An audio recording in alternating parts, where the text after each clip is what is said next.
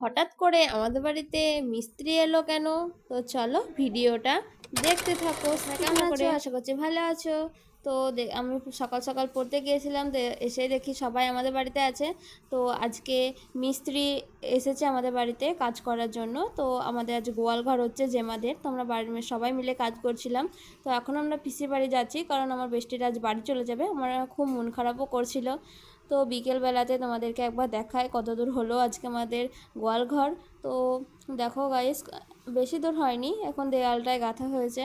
তো আমরা প্রচুর কাজ করছি, সবাই মা বাবা বাড়ির সবাই মিলে কাজ করছে। তো সেই কারণে বেশি বড় ব্লগ করা হয় না। তো এখন সন্ধে হয়ে গেছে, মা সন্ধে একটা স্ন্যাক্সে দারুণ পাউরুটি দিয়ে ডিম দিয়ে দারুণ একটা জিনিস বানিয়েছে, তাই মাই প্রথমে টেস্ট করতে দিয়েছি মাকে। তো মা খেয়ে বলুক কেমন হয়েছে। মা বলছে দারুণ হয়েছে, মা নিজে নিজে প্রশংসা করছে। দেখে নাও তোমরা কি সুন্দর, আমরা চিলি সস আর কিচেন সস দিয়ে খেয়েছি। এত সুন্দর লাগছিল খেতে, দারুণ হয়েছিল খেতে। তারপরে বুনি খেলো, তো বুনিও বলছে দারুণ হয়েছে। আমি খেলাম, আর সত্যি কথা ভীষণ টেস্ট হয়েছিল। আমার মা তো রান্না করতে ভালোই বাসে। তো আমার যদি এই মিনি ব্লগটা ভালো লেগে থাকে, অবশ্যই তোমরা সাবস্ক্রাইব করে আমার পাশে থাকো, লাইক করো। তো চলো ভাই, পরের মিনি ব্লগে দেখা হচ্ছে আবার।